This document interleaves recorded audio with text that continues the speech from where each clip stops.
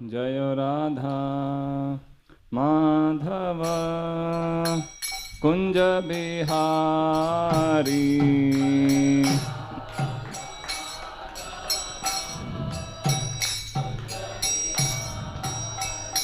जय राधा माधव कुंज बिहारी।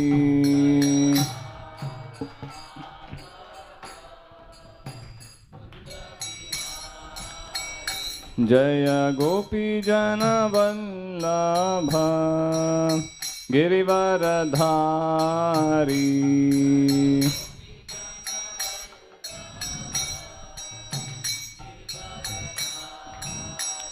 जय गोपी जन वल्लभ गिरिवरधारी।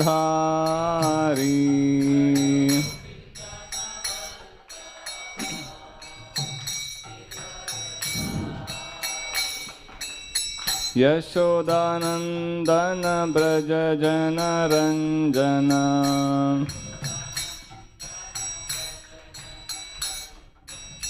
यशोदानंदन ब्रज जन रंजन।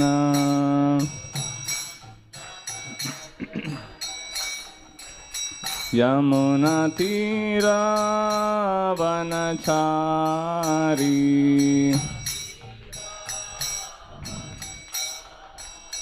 यमुना तीरा वनचारी।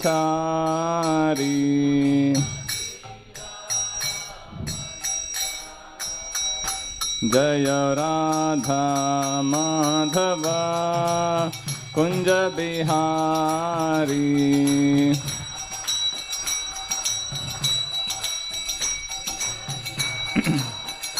जय राधा माधव कुंज बिहारी।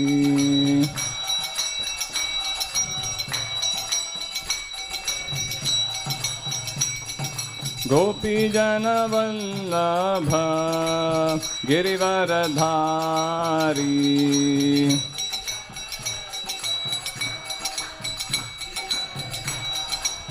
जय गोपी जन वल्लभ गिरिवरधारी।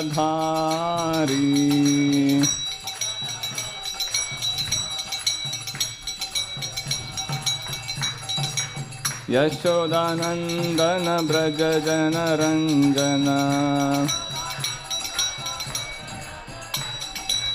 यशोदानंदन ब्रज जन रंजन। यमुना तीरा वनचारी। यमुना तीरा वनचारी। जय राधा माधव कुंज बिहारी।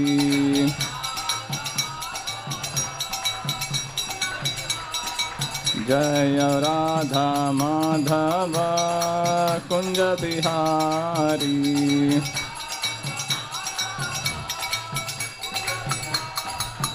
हरे कृष्णा कृष्णा कृष्णा हरे हरे, हरे रामा राम राम हरे हरे।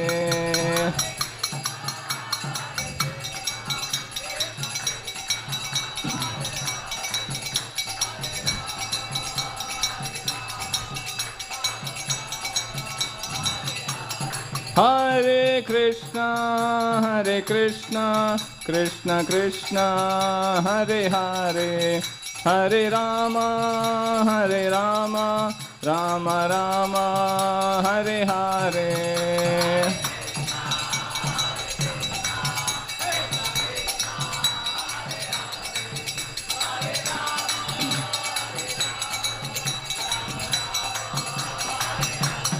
हरे कृष्णा कृष्णा कृष्णा हरे हरे, हरे Rama Ram Ram Hare Hare.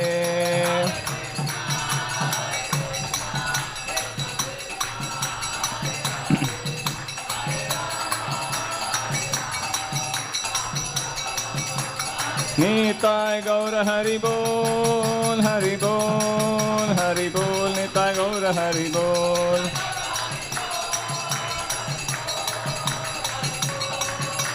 Jaya Jaya Prabhupada, Prabhupada, Prabhupada, Jaya Jaya Prabhupada.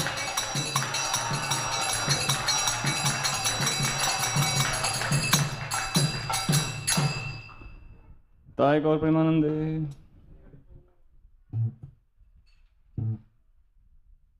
Om Namo Bhagavate Vasudevaya.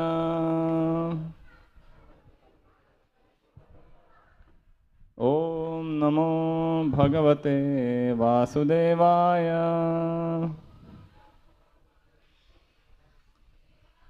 Om Namo Bhagavate Vasudevaya.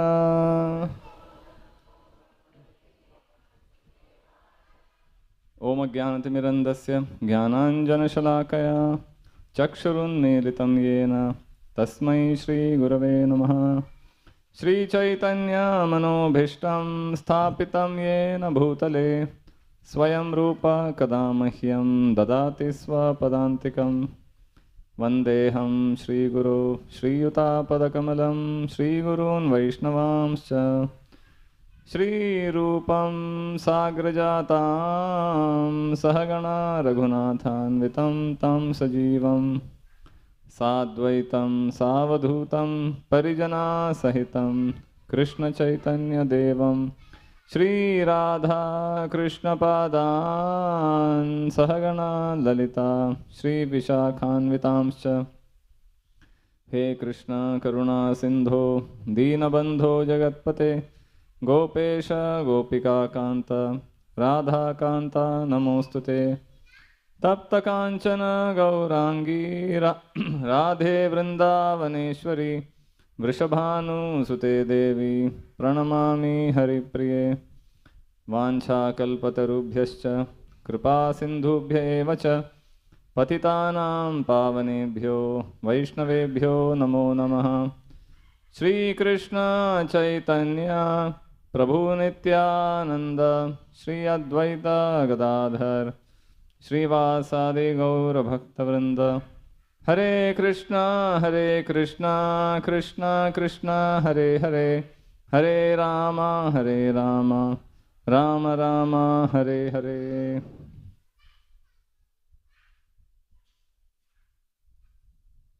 Hare Krishna. So we'll continue our discussion on the Bhagavad Gita. We are beginning chapter 2. Chapter 2, text number 1. Sanjaya uvacha tam tatha kripaya vishtam ashrupurna kulekshanam vishidantam idam vakyam uvacha madhusudanaha. Sanjay said, seeing Arjun full of compassion, his mind depressed, his eyes full of tears, Madhusudan Krishna spoke the following words. Purport by Srila Prabhupada. Material compassion, lamentation and tears are all signs of ignorance of the real self. Compassion for the eternal soul is self-realization. The word Madhusudan is significant in this verse. Lord Krishna killed the demon Madhu, and now Arjun wanted Krishna to kill the demon of misunderstanding that had overtaken him in the discharge of his duty. No one knows where compassion should be applied. Compassion for the dress of a drowning man is senseless. A man fallen in the ocean of nescience cannot be saved simply by rescuing his outward dress, the gross material body. One who does not know this and laments for the outward dress is called a Shudra, or one who laments unnecessarily. Arjun was a Kshatriya, and this conduct was not expected from him. Lord Krishna, however, can dissipate the lamentation of the ignorant man, and for this purpose, the Bhagavad Gita was sung by him. This chapter instructs us in self-realization by an analytical study of the material body and the spirit soul, as explained by the Supreme Authority, Lord Sri Krishna. This realization is possible when one works without attachment to fruitive results and is situated in the fixed conception of the self.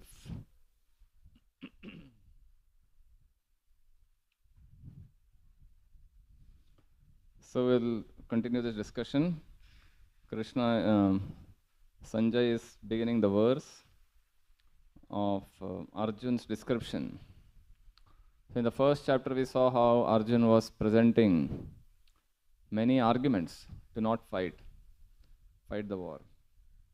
He gave the reason of sinful reactions. How by killing so many people we will get so many reactions.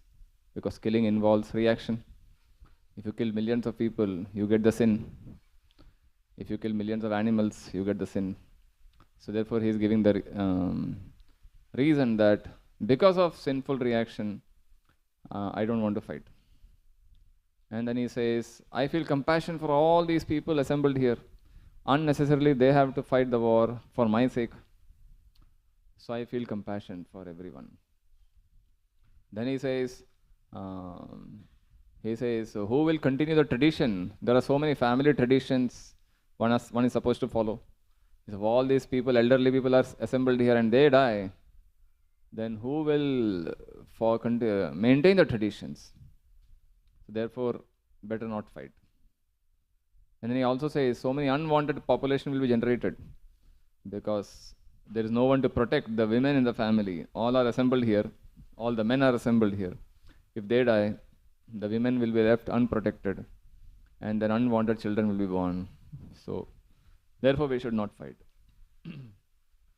So in this way, second chapter, and then he says, and then he gives up his bow and arrow.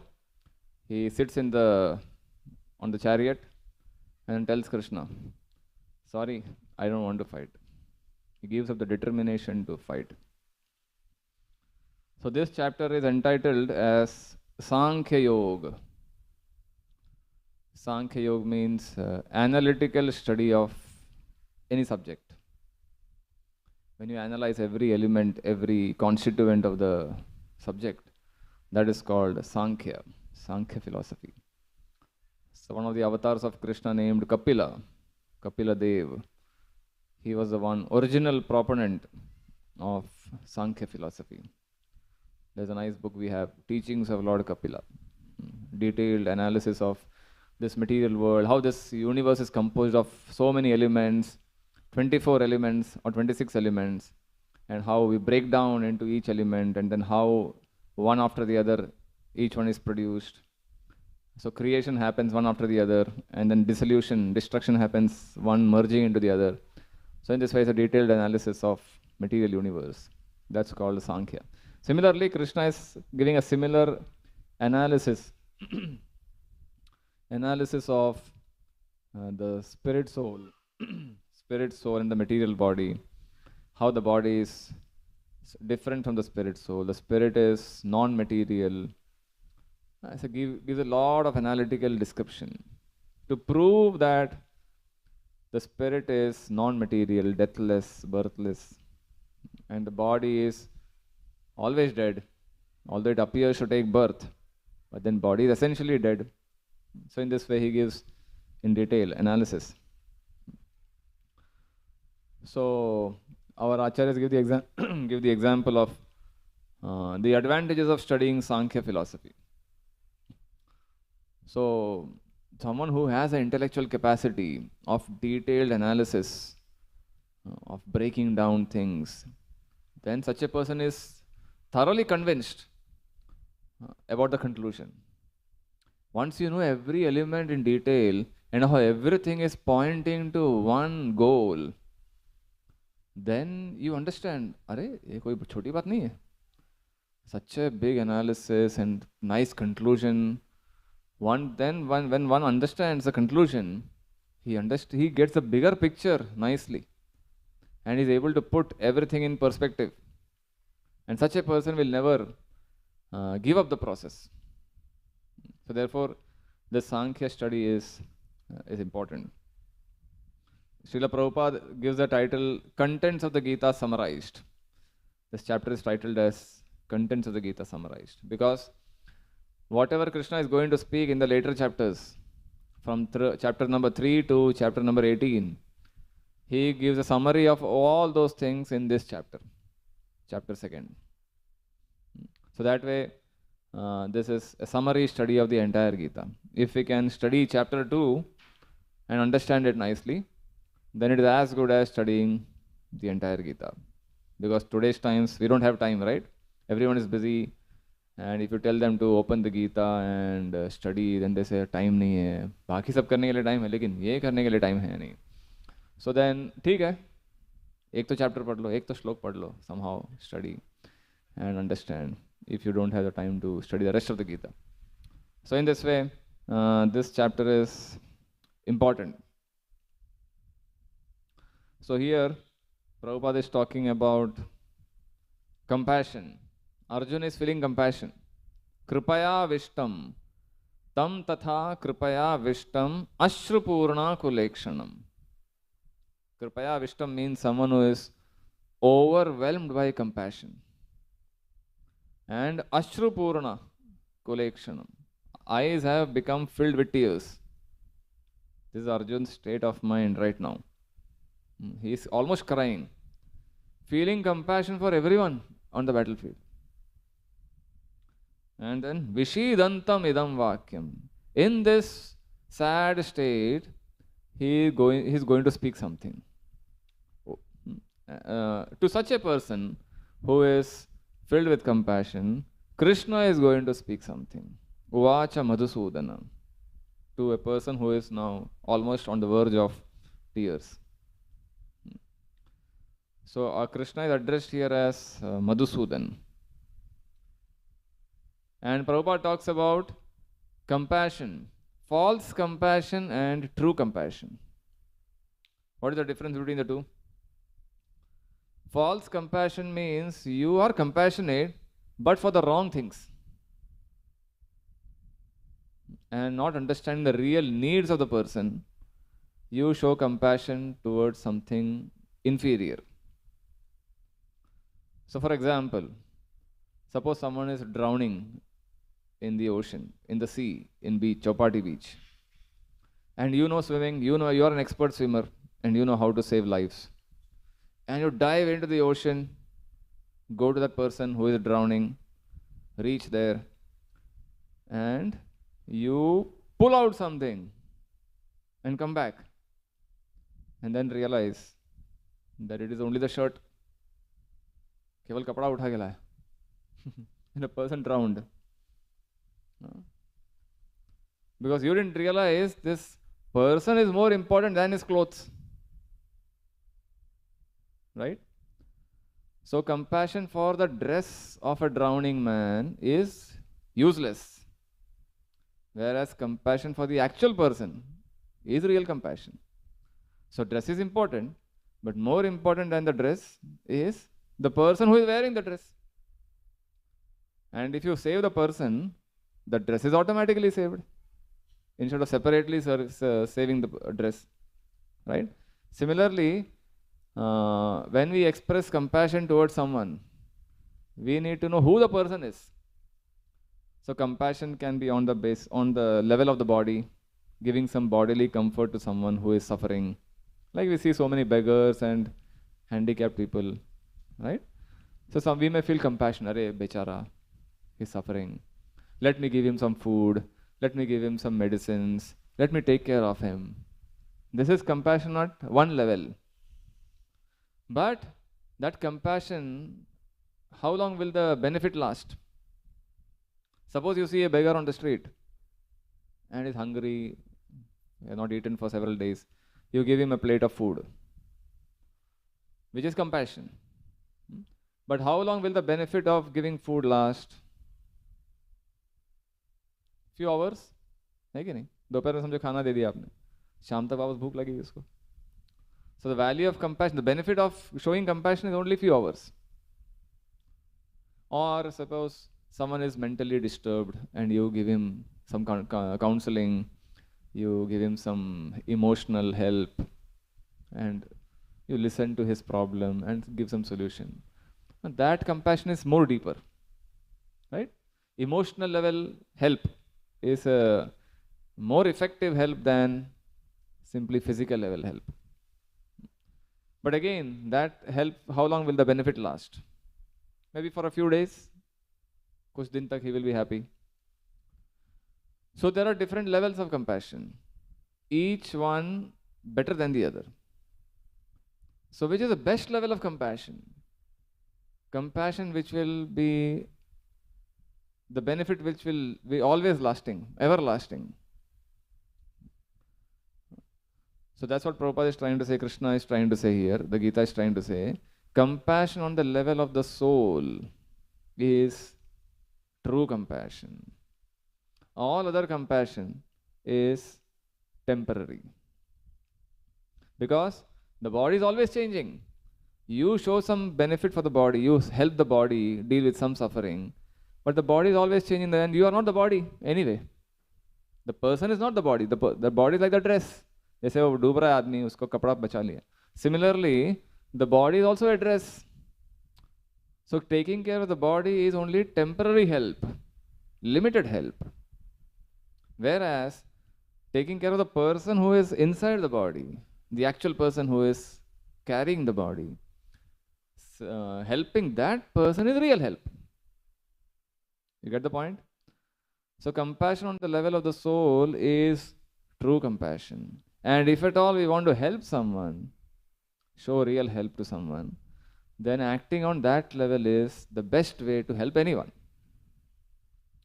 If you cannot help at that level, then you show other levels of compassion, which is also important. But the real benefit is on the level of the soul. Saving the drowning man is more important than saving the dress of the drowning man. So that's what the Gita is trying to say. So Arjun, Krishna, the Acharyas are telling us that Arjun is right now showing compassion to the body. He is afraid of destroying the bodies of the warriors on the battlefield. What he doesn't understand is that the people are not going to die. The people are spirit souls. The spirit soul will never die. So why does Arjun have to lament unnecessarily? He is lamenting for the body which is going to die anyway. Whereas by killing anyone, the person is not going to die. They will get another body and they will continue to live. So why is Arjun crying unnecessarily? So here Prabhupada says, anyone who laments unnecessarily is known as a Shudra. Generally we use this term to show that caste discrimination. Again, Brahman, Kshatriya, Vaishya, Shudra, the lower caste, they are called Shudra. But that is an improper definition of Shudra. Not simply just because you are born in a lower caste, you are a Shudra. Shudra is a mentality, an attitude. One who is lamenting for the stupid things, for the false things, temporary things of this world, uske liye someone is lamenting, then that person is a Shudra. He may be born in a Brahman family also, still. If he doesn't understand the true value of things and laments for their loss, then such a person is called a Shudra. Whereas a person who understands the true value of things, knows things in proper perspective, such a person is called a Brahmana. Not someone who is born in a Brahman family and does some puja. He doesn't naturally become a Brahman.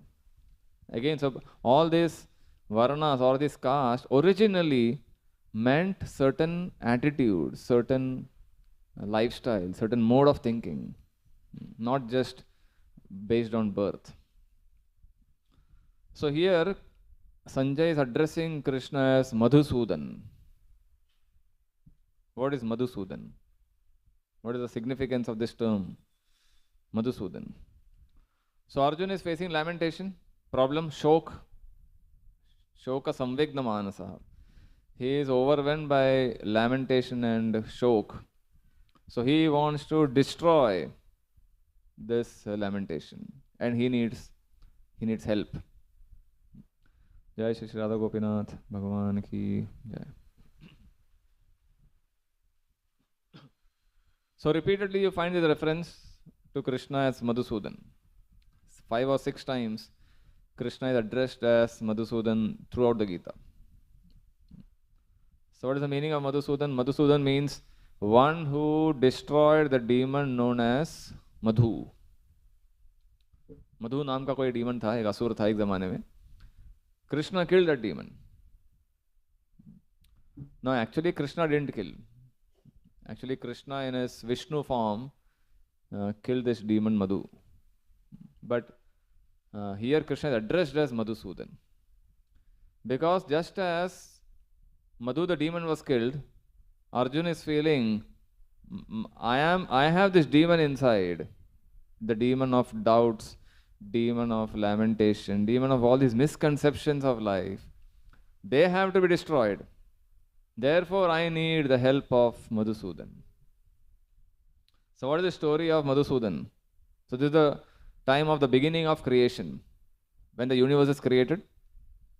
According to our Vedic literatures, universe is created by some conscious force, not just some big bang.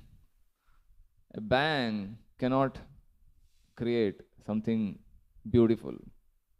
You explode a nuclear bomb or atom bomb, that doesn't create something beautiful. In fact, it destroys something beautiful. Right? Similarly, if it was bang that created the universe, but the universe is so beautiful, such a nice design, solar system and galaxies, right? So many millions of planets and stars. How can it come out as a simple bang? Even if it was a bang, someone designed the bang, someone oversaw the bang, and then the universe was created. So it cannot happen simply by an automatic bang. So Brahma, it is said, created the universe. So initially the raw materials are provided by the Lord Vishnu, and Brahma is born from the lotus flower, which is coming out of the navel of Lord Vishnu. Therefore Vishnu is known as Padmanabh, जिसके पद्म में से, जिसके नाभि में से पद्म निकला. So on that lotus flower, Brahma is born. And then Brahma is the first person created in the universe, the only living being at that time. And is wondering, he sees darkness everywhere and is not sure what to do, how to do. So he's praying and praying continuously. For several years he prays, asking for direction, what to do, what am I supposed to do? Just imagine you are alone in the universe and you are told, you are given a job. So you will wonder, right, what to do, someone to guide me. So in this way Brahma is praying for a long time and he gets some directions. So he has this Vedic knowledge. He receives Vedic knowledge. At that time, from Vishnu's one part of the body, 2 living entities appear. They are known as Madhu and Kaitaba. Madhu Kaitaba. And they also pray for a long time. And they pray to Lakshmi ji. And Lakshmi ji blesses them, saying, ask anything what you want. So they say, we should die only when we desire. No one should kill us. When we want to die, that time we should die. So Lakshmi ji says, Tathastu. But as usual, when someone gets this kind of blessing, what happens? You become arrogant and proud and you start exploiting the resources. Agony. Someone gets some wealth and some position, then they start exploiting as soon as they get that position. That's what happened with Madhu and Kaitaba. They start exploiting, they start attacking everyone, attacking everywhere, exploiting the resources. They attacked Lord Brahma. And they stole Vedic knowledge from him. Whatever Vedic knowledge he had, they stole. So Brahma is like, what to do now? I have to create the universe and I had this knowledge, that knowledge is stolen. I need help. So he goes to Lord Vishnu again and starts praying to Lord Vishnu. But Vishnu doesn't respond to him. So he goes to Lakshmi, who actually originally blessed Madhu and Kaitaba. So Lakshmi ji comes in front of him and says, what do you want? So this is the problem. Madhu and Kaitaba have stolen the Vedic knowledge I had. So Lakshmi ji goes to Vishnu and tells, see, there's a grave problem. Your son Brahma is now suffering. Please help. So then Vishnu comes. And then Vishnu comes and fights with Madhu and Kaitaba. And then Vishnu kills them. So he doesn't kill them directly. Because the blessing is, we can die only when we want to die. So Vishnu indirectly cheats them. He says, my wife Lakshmi gave you a blessing. Right? Now you give me one blessing. You do me one favor. So he says, okay. Ask, what favor do you want from us? So Vishnu says, you die. Get killed immediately. So then that's how they are killed. They promise, we will give you something. So they have to give up the body. And in this way, Vedic knowledge is retrieved and again given back to Brahma. And so that's why Vishnu got the name Madhusudan, one who destroyed the demon Madhu. So because Krishna and Vishnu are non-different, Krishna is also addressed as Madhusudan. It's a common name for Krishna. So here Madhusudan, Sanjay is addressing Krishna as Madhusudan. Because Arjuna is overcome by these doubts. Arjuna has misconception about why to fight the war. So this is the nature of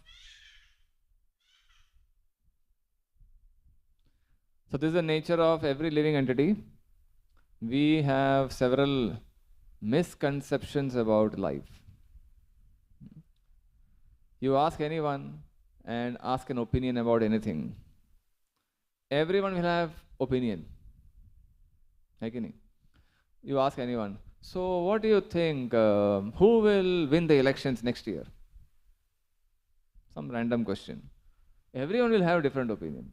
Oh, this party will come, this leader will be elected, that person. This should come, this party should come, this should not come. And then you talk about who will win the World Cup. Then hundreds of opinions. This country will win, that country will win, this should win. What will happen to Russia-Ukraine war? Oh, this should happen, that should happen. Opinion देने में क्या जाता है सबका, है कि नहीं? But everyone has their own understanding, their own conceptions of anything.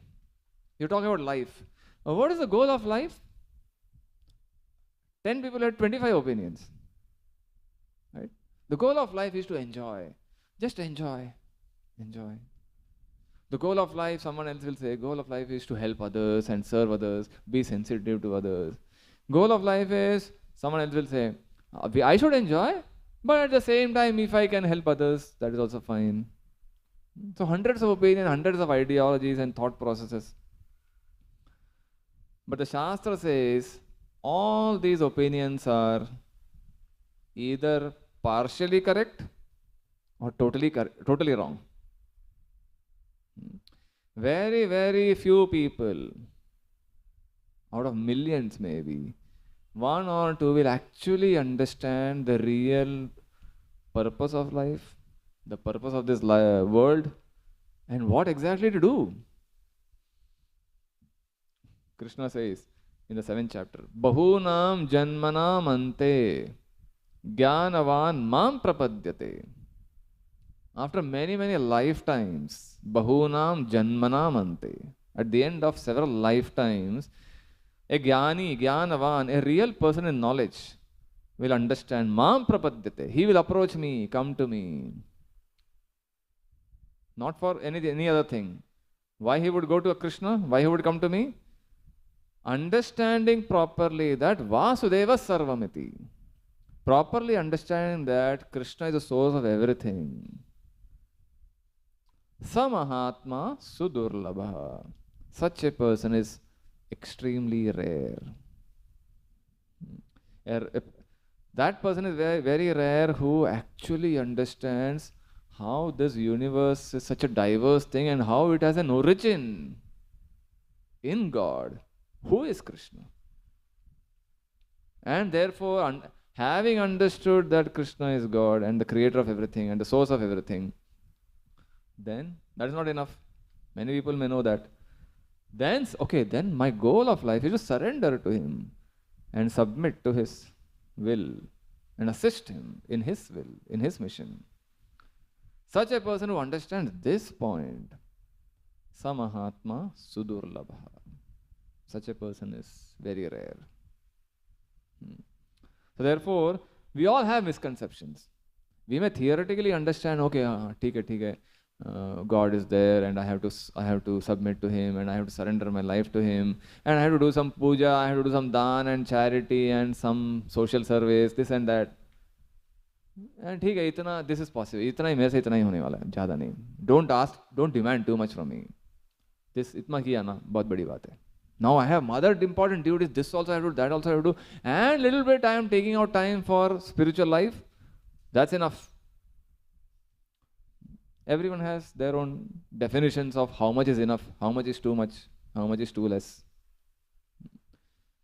But Krishna has a different definition. The Gita has a different definition. Those who understand the definition of Gita as given by Krishna to Arjuna, Samahatma Sudurlabha. Such a person is extremely rare. So Arjuna also had misconceptions in the beginning. He says, nahi, if I fight this war, if I do my duty of fighting the war, then this problem will happen, that problem, that problem, that problem. So many problems will happen. But then Krishna is here to dispel all his doubts. Krishna is going to say very soon, all your conceptions are useless. Your ideology, these are all misconceptions that you are carrying. You think by fighting the war, this problem will happen. What you don't realize is, such a bigger benefit is going to happen by fighting the war. You see a small problem, you don't see the bigger picture of how it is going to benefit the world. And by not fighting the war, you feel this benefit will happen. What you don't realize is, by avoiding the war, bigger problem will happen. So this is called a misconception. Giving too much importance to something at the cost of a bigger thing. Or giving too much importance to some problem and not realizing the bigger problem. That's when we call misconception. You say, for example, you want to invest in some business. You feel if I invest money in this area, in this market, this product, then I will make profit. But what we may not realize is, I may end up making bigger loss because of this small investment. Similarly, we may try to save money by withdrawing money from somewhere, but we may actually gain more money in some other place. So all these misconceptions people have, we all have. When we don't realize what is right and what is wrong, then we end up making losses. Similarly, when it comes to life, we make wrong choices, we have wrong understandings, accordingly we make wrong decisions, and then we learn the lesson, hopefully. And then next time when we do, we may make some corrective action. Similarly, Arjuna has these misconceptions. Not fight the war, not do this duty, not do this, but this will happen, that will happen. Therefore, Krishna is addressed here as Madhusudan. One who can destroy all these doubts, all these misconceptions. So therefore, we should regularly study Shastric wisdom. Just like you have these machines that are calibrated. Suppose you have a weighing machine. Weighing machine, when you put 1 kg of weight, it should show 1 kg. If it is showing, say, 990 grams, 10 gram ka error hai, then that means the machine is not properly calibrated. Or if it is showing 1100 grams, again there is an error. So then the machine has to be recalibrated. 1 kg should show 1 kg, 2 kg should show 2 kg. Similarly, our intelligence also points to different things. If intelligence is supposed to point in this direction, and if it is pointing us to the other direction, that means there is a calibration error.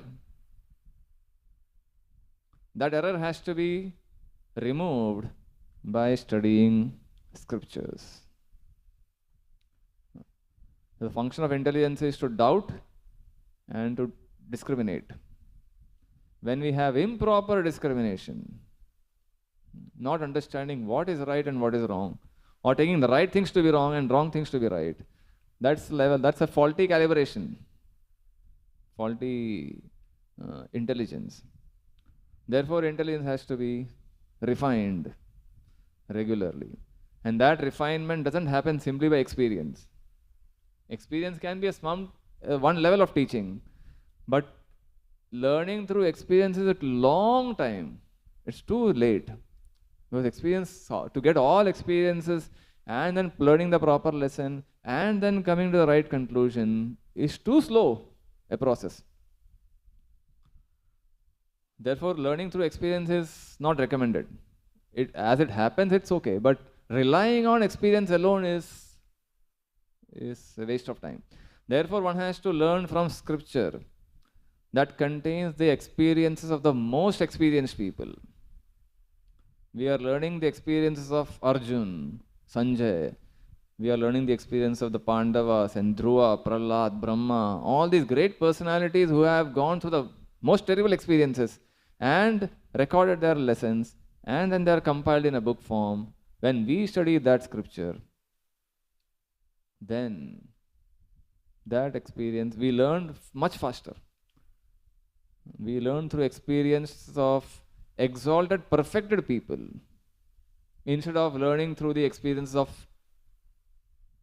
imperfect people.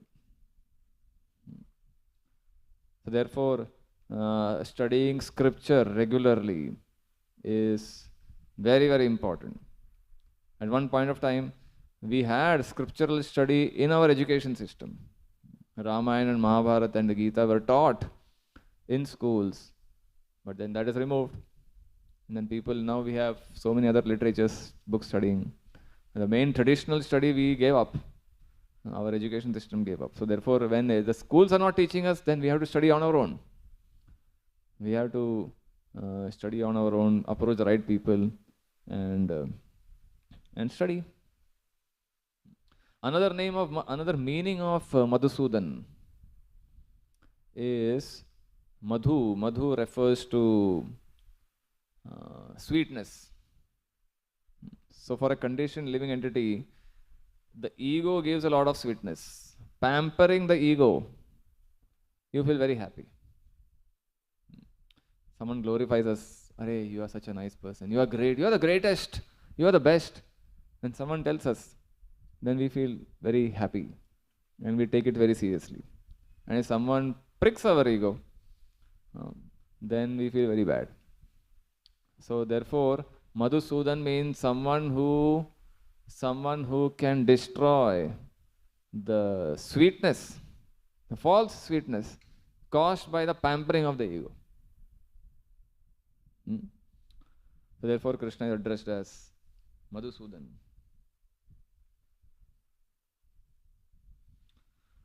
So here Arjun is going through Vishidantam idam vakyam. Arjun is going through lamentation. And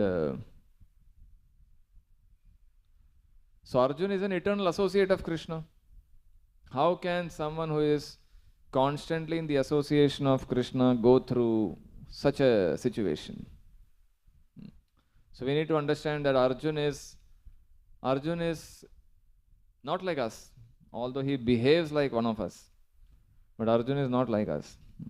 So all these associates of Krishna, whether it is Arjun or Uddhava or anyone else or Yudhishthir, these people sometimes are intentionally put into such situation by Krishna, so that when they start asking questions, then Krishna gets an opportunity to speak. Just imagine if Arjun knew what to do, then the war would have immediately started and everything would have got over, and then the Gita's mystery wouldn't have come to us. We wouldn't have known what the mystery of the Gita is. So because Arjun was put into that situation, and then Arjun started asking questions, so Krishna got an opportunity to speak. And that's how the Gita happened. Similarly, we find in the Srimad Bhagavatam, Yudhishthir also. Yudhishthir went through some lamentation after the war. The war got over and Yudhishthir felt, just to make me the king, this big battle of Kurukshetra was fought. And because of me, so many millions of soldiers got killed. And now all these people are dead and they are making me the emperor. I don't want to become the emperor, he felt. Because if I take up the position of the emperor, then the sin of killing all these people will come upon me. Therefore, I will retire. Let Arjun become the king or Bhim become the king or someone else become the king. I don't want to become the king. So then so many people try to advise him, no, don't worry. This war was Krishna's plan. Paritranaya sadhunam vinashaya cha dushkritam dharma samsthapanarthaya. Krishna says, Krishna had organized this war and you became simply a nimitta. You became just an instrument. So don't worry. What you did was right. You did your best to avoid the war. You tried to settle the matter peacefully. But then those people didn't listen to you. So you are not responsible. You don't worry. In this way, Krishna advised him. Vyasadeva advised him. Narad Muni advised him. So many people tried to advise Yudhishthir. But Yudhishthir was not pacified. In spite of listening to Krishna also. Krishna could pacify Arjun before the war. But after the war, when Yudhishthir was in lamentation, Krishna was unsuccessful. So then what did they do? What did they do? They came to Kurukshetra to meet someone. Who was that? Bhishma. Bhishma Pitama was lying there on the bed of arrows, Sharashayya, belete with him. And then all the 5 Pandavas come there and Yudhishthir is full of lamentation and Krishna says, look, your grandson, you wanted to see the Pandavas become the king, now they are king, but Yudhishthir has got so many doubts and questions and none of us are able to answer his questions and clear his doubts. We think you are the best person who can answer Yudhishthir's questions. So Yudhishthir comes forward and then Bhishma sees the 5 Pandavas dressed as kings. Bhishma was dreaming to see them as kings for a long time. Ever since their childhood, Bhishma wanted to see the Yudhishthir become the king. But somehow because of so many plans by Duryodhana and other party, Bhishma couldn't make them the king. Finally, the battle is over and the Kauravas are dead. Yudhishthir has become the king. Bhishma is very, very happy to see his dream fulfilled. And then Yudhishthir comes forward and starts asking several questions. And one after the other, Bhishma starts answering them. Yudhishthir asks about how to rule the world, politics and diplomacy and war and battles, strategies, dharma, the duties of mankind, duties of a king, duties of a subject, duties of a praja, raja. All these various questions he asks. And Bhishma, because of his vast experience and knowledge, Bhishma is answering one after the other. And Yudhishthir is listening. This continues for a long time, several days. And then after Makar Sankranti, when Uttarayan begins, Bhishma decides, now it is time to leave the body. The Uttarayan time is considered very auspicious. When you leave the body during Uttarayan time, a yogi who leaves the body in Uttarayan, he is expected to attain higher destinations. And the best part was, Krishna was standing there. So just imagine you give up the body looking at Krishna, getting the darshan of Krishna. What can be more auspicious than this?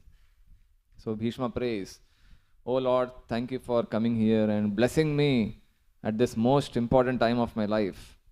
I can now, let me focus all my attention upon your form and give up my body. Krishna also says in the Gita, anyone who gives up his body at the time of death, thinking of me, such a person will never come back to the cycle of birth and death. He attains my abode. So in this way, Bhishma focuses all his attention on Krishna and then gives up his body. So Yudhishthir, the point is how Yudhishthir also went through so much lamentation and doubts he had. Because Bhishma spoke the knowledge, therefore that knowledge is recorded, and then we are able to understand. So these people sometimes they come under the divine illusion. Arjuna's illusion was an ordinary illusion like our illusion. They are intentionally put into illusion for a higher purpose, so that they can ask relevant questions and some great personality can answer them, so that the knowledge can be benefited, can be received by entire humanity and everyone can benefit. That's how these conversations happen. All these conversations that we find in scriptures, many of them, most of them, are organized conversations, match fixed conversations, so that people can ask the right questions and answers can be given, and all human beings can be benefited. Similarly, you find Uddhava, one of the close associates of Krishna in Dwarka. When Krishna was about to leave this world, uh, after the whole battle of Yadu dynasty happened, so Uddhava understands now Krishna is going to leave very soon. Let me take advantage. So he goes to Krishna in a secluded place and he starts asking questions. Similar questions that Arjuna asked. But in this case, the situation was different because there's no battlefield here. It's all peaceful setting. And Krishna also takes his time, relaxed mood, and Krishna answers those questions. That becomes known as Uddhav Gita. Just like this Bhagavad Gita, Uddhav Gita. And that is also nicely recorded in the 11th canto of the Srimad Bhagavatam. So the point is how these people, although they are associates of Krishna, constant, close associates of Krishna, still sometimes they fall into doubts. They get doubts and they fall into lamentation and depression. But then they are all divinely organized. Actually, they are not. They can never come into illusion. But for a temporary time, for a temporary sake, they come under the situation, and then when they ask questions, that knowledge is beneficial to all of us. That's what scriptures are. Questions and answers between liberated personalities and received by liberated personalities, which can be beneficial to all human beings. So when we read these conversations, we get the best of knowledge, the best of experiences, the best of lessons which are experienced by perfected living beings. And then when we apply them in our lives, then our lives become perfect. So in this way, in this section, we find Arjuna is going to receive very soon divine knowledge from Krishna. Or he has already expressed his doubts, and now Krishna is going to speak in this chapter. First time, Krishna's actual speech begins in second chapter. Till then Arjuna is speaking. First chapter, Krishna doesn't speak anything. So the actual message of the Gita begins from chapter 2. So in this way, we will get ready for this knowledge in the coming weeks. So I'll stop here. Anyone has any comments or questions?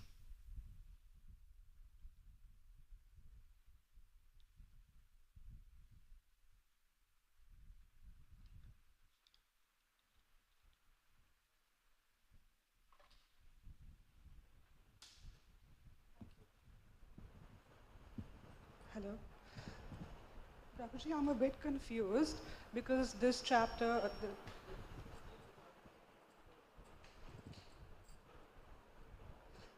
I'm a bit confused because this shloka seems to imply that we are that caste is a mentality. But then I think in 9.32 it says that anyone who's born in a lower caste can also come to Krishna through dedicated through bhakti. So there it seems to imply that you are born into caste, right? Yeah, so traditions, many people believe if you are born in a lower caste, then you don't have these rights and this benefits, that's all missing. You are bereft of all these benefits because you are born in a certain caste. But Krishna says, no, that doesn't really matter. Regular society may deprive you of some benefits, but when it comes to spiritual benefits, your caste doesn't matter. It's irrelevant. Even the so-called lower caste can perfect their lives if they adopt this process. So being born is for like a societal thing. Being born is a societal thing. Yeah, it's not a, yeah, it's a societal thing, correct. Anyone else? Okay, thank you so much for your kind attention. Hare Krishna.